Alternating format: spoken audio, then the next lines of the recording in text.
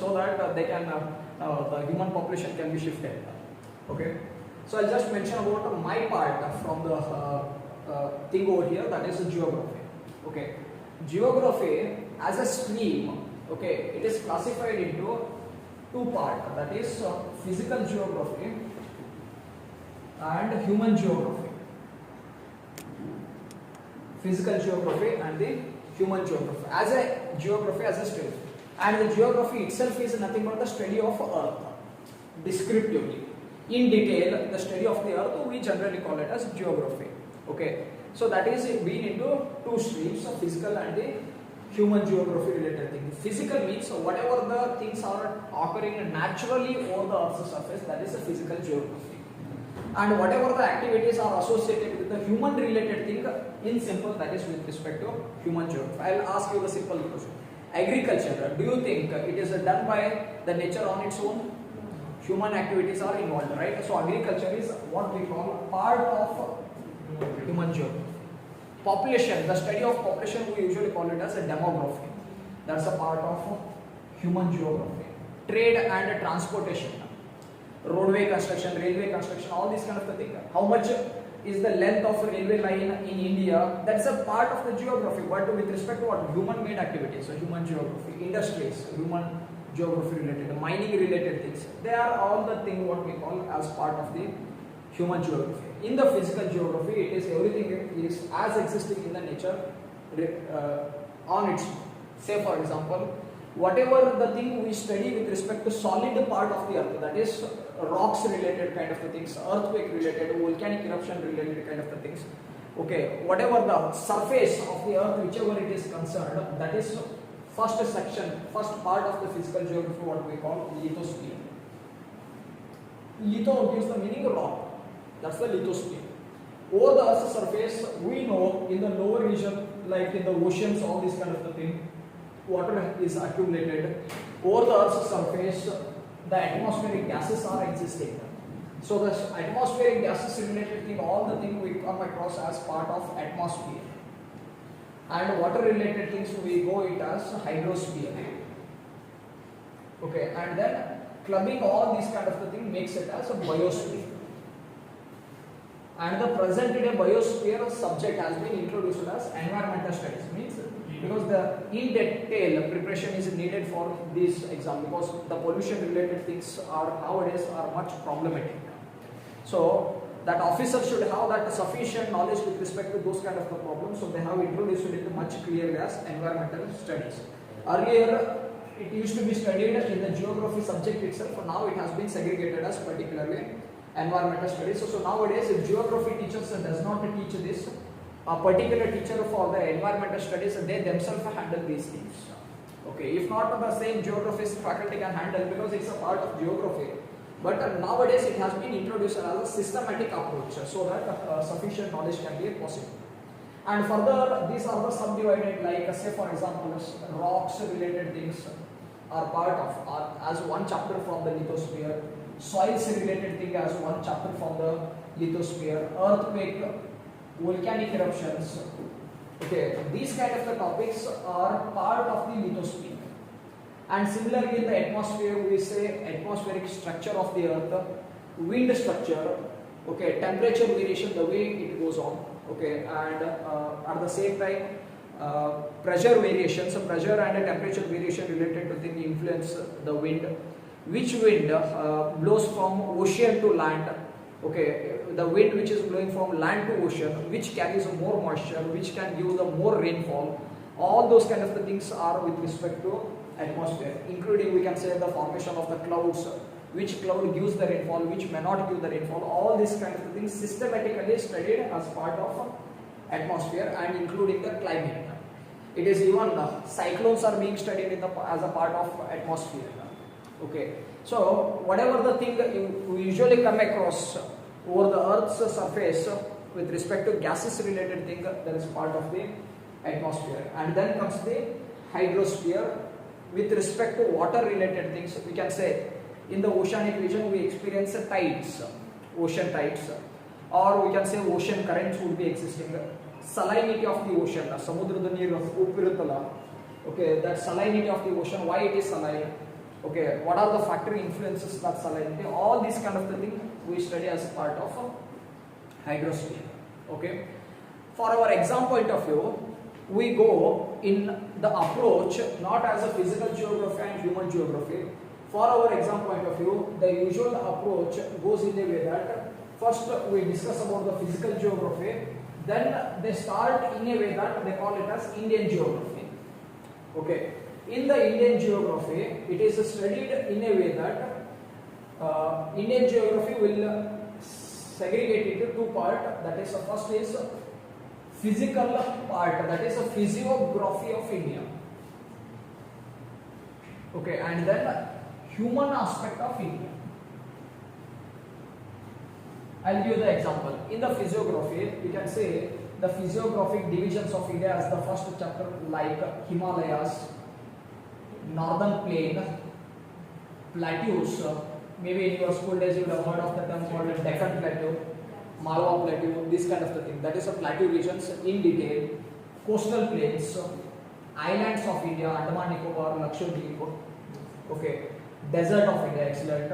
So these are the 6 physiographic divisions what we discuss individually. And then about India's climate. Okay, India's natural vegetation, forest regions of India, which type of trees are seen in India, in which type of the forest, all this kind of thing. And then soils of India. Soils of India. In the physical geography, we discuss how soil gets generated. In India, which region has which type of the soil, those are the things we discuss. Not the characters or like not the way how the soils are getting generated here. In India, it is concerned only in Karnataka, which soils are dominating. In northern India or northern plain, which soils is dominating. This is the way what we discuss in the Indian geography. And a river system of India, that is what we call a drainage system. That is also a physical part of the India. Okay. Once these chapters are over, then we go with the human aspect related things with respect to India, that is Indian agriculture. Mineral resources. Mineral resources are part of this physical geography, physiography, but to mine that minerals, it is human interventions involved. So that's the way mineral resources are discussed. Next to that, with respect to this agriculture and minerals, the industries comes into picture. And for the industries, we need the better infrastructure. So that's why the next chapters are connecting as transportation networks, energy related things, how much electricity is being produced in India, all these kind of things. This is the way how it goes, and then once these chapters gets over, then comes into the picture of human aspects. The way world population is changing, okay, and similarly we can say in the world we can say where there is more population, where there is a less population, what is the world average literacy rate, all this kind of the thing for the world and for the India. Okay, what is the population nature of the India, the way population is changing, whether it is increasing or decreasing, whether the growth rate is increasing or decreasing, density of India, sex ratio of India, all these kind of the things are part of the human aspect. And if it is KS related exams, then you need to do the same thing of everything again for Karnataka separately. For the world, for the India and for the Karnataka, like Karnataka's agriculture. Mineral resources seen in Karnataka, industries of Karnataka. This is the way it goes even for the Karnataka. It is not difficult because while going in Indian geography, usually we come across Indian Karnataka geography also. Say for example, if it is coffee cultivation in India, wherever in India coffee is cultivated, Karnataka is also covered in that itself. So it is not that extra too lengthy preparation is needed again for the Karnataka related things, but still as a theory, as a saying the things over here, at least once even we should read even the Karnataka geography related things, so that even the questions, even minute detail related, like what we call nook and corner, somewhere from the corner of the textbook, if we pick that statement, we should be able to answer those kind of things. That's with respect to even Karnataka related things, right? So in the world related, usually questions with respect to world agriculture related things or world mineral resources, usually the weightage is lesser. Okay, weightage if at all the questions get generated, it will be based on the current affairs. If at all China is doing with respect to any mineral resources survey related things, If they found that the world's highest quantity of uranium reserve, then a current affairs related thing that becomes important again. This is the way it goes. On an average, if the question paper is for 100 questions, the geography subject has the weightage of roughly 15 questions. So it's one of the major subject like history, geography, polity, economics. These four are what we call it as major subjects of the general studies. Okay, as much as possible, we expect the aspirant should have more knowledge, more grip on these subjects, what the basics we consider. Fine. So this is the approach usually what we go through. Okay, I am comfortable with both the languages, English and Kannada. So it based on the it is ultimately dependent on the student. If the student is writing in Kannada medium, they can go through that. If they are willing to go through in English medium, they can go through it. Whatever the topic I discuss or whatever the topic faculties discuss, that usually goes in a bilingual. So that any language should not be the barrier. Kannada and English, anywhere, any language it can be feasible over. Okay, so that's what the guidance or what we can say the interaction was needed, because to learn that, like what I would say always is that from whom we are learning, that also matters a lot. I don't say it's not that blindly I am taking the admission and after paying the thing, there should not be a feeling that I got stuck and I am not getting justified. That should not be the possibility. So I am saying very clearly, sufficiently, that I have 11 years of experience. That is not an ordinary experience for these competitive exams. On an average, in a year, I teach for around 15 batches. So geography subject I have taught almost for, in the lowest end, if you consider, at least for 100 batches, I have that experience for this. So that's a quite high amount of experience, what I would say, the thing which is needed. And when I say I have gone up to the personality test, means I have the sufficient knowledge which is needed for the competitive exam. I would not say that I have all the knowledge, but whatever the thing is needed for the competitive exam, I would say that I have knowledge. Which is your optional subjects? Say for UPSC, I changed the optionals usually. In the beginning, there was a bit confusion. So one of my friend joined public administration as optional. Even I took a public administration as an option, because I did not know any of these kinds of things till my engineering. Okay, I had no knowledge about how to go through this IAS preparation approach.